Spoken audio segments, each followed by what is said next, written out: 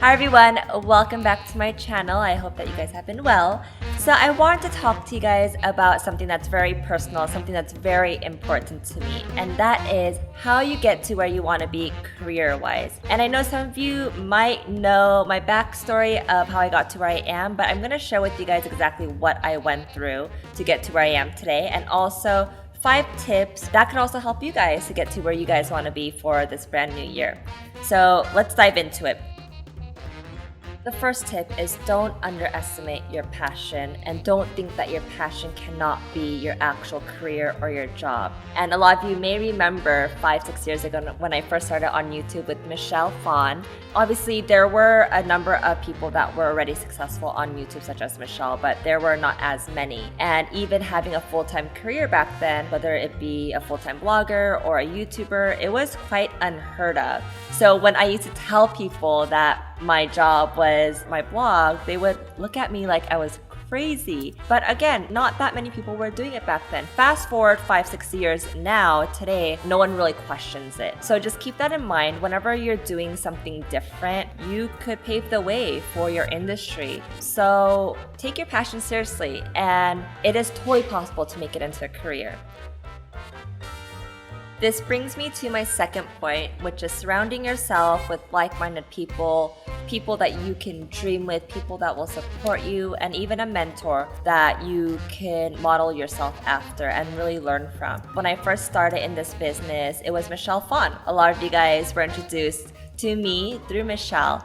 And again, 5-6 years ago, there were just a handful of people that were really making it big on YouTube, and Michelle happened to be one of them. Because I was able to, brainstorm and just have those daily talks with her, and then I started meeting more people in the industry and just creating that strong core group of people. Just being around them really inspired me. Your closest friends and family members, what they want to do is they want to protect you. They don't want you to fail. They don't want you to get hurt. So they will naturally just be more cautious.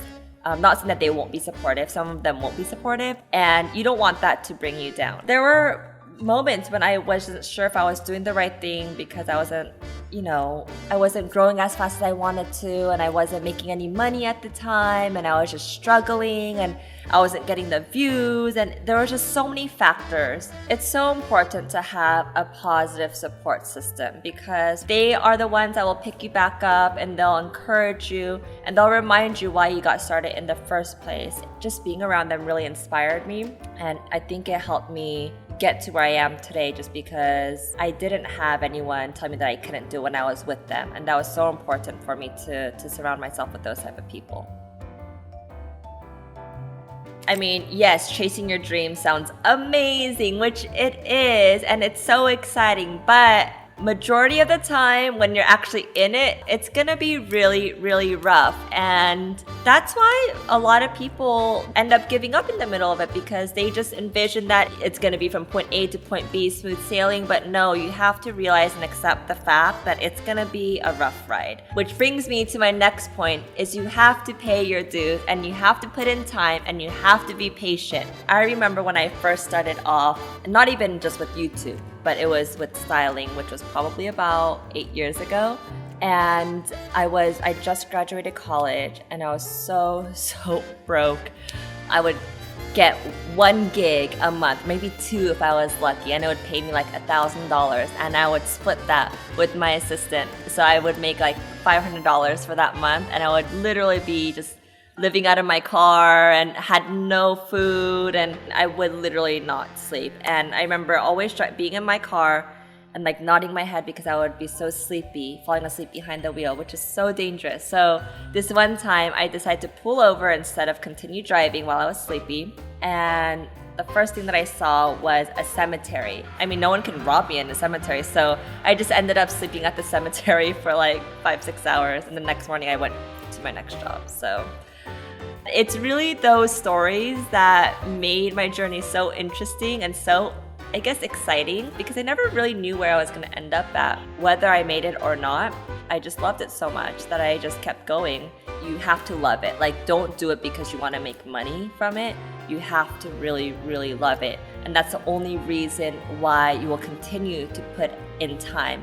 and you'll continue to be in these crappy situations but still push through.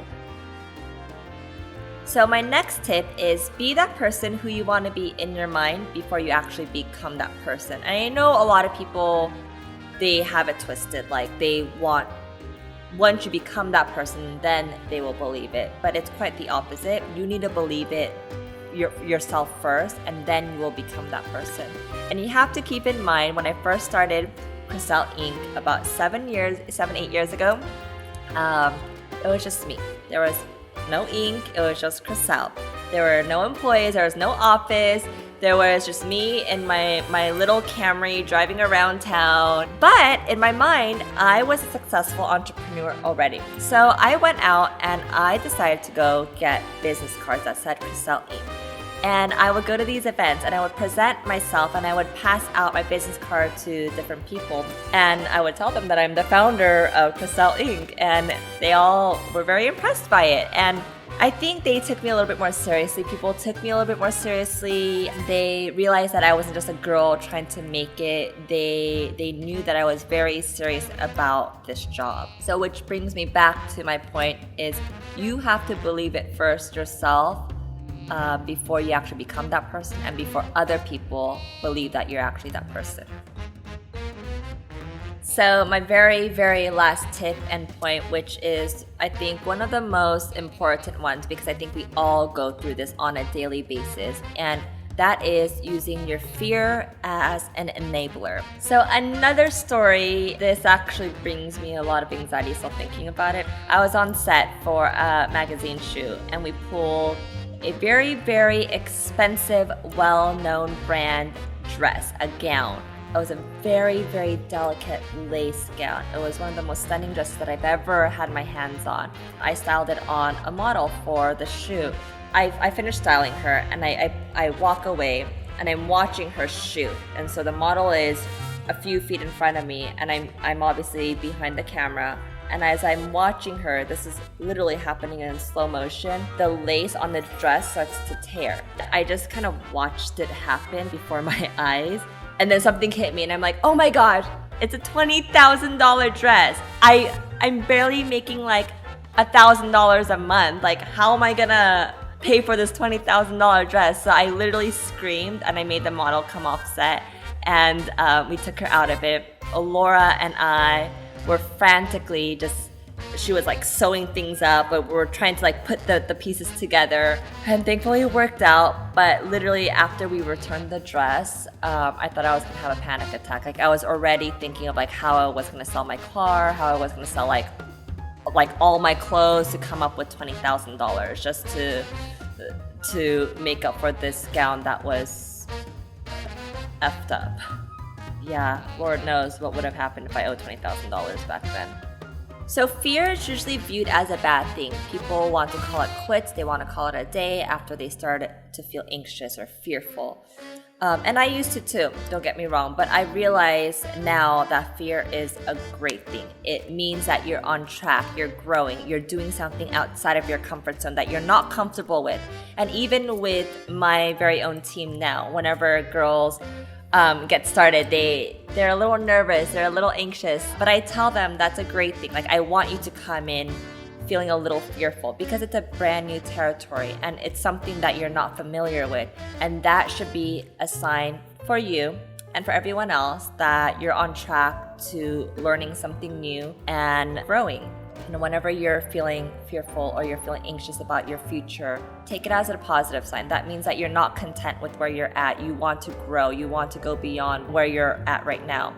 So I hope that you guys enjoyed this video and that my stories and tips have helped you guys, inspired you guys to get to where you want to be this year. I really want to create this video in January for the start of the new year because I know a lot of you are trying to figure out what it is that you want to do, where you want to end up at the end of 2016. And it all starts with a dream.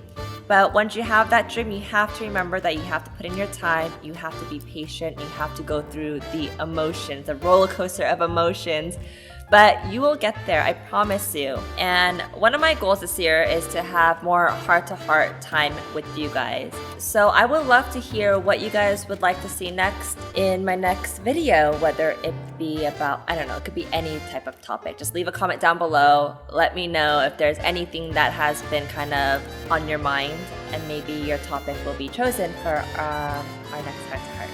Alright, I will see you guys next time, and Happy New Year once again. Bye!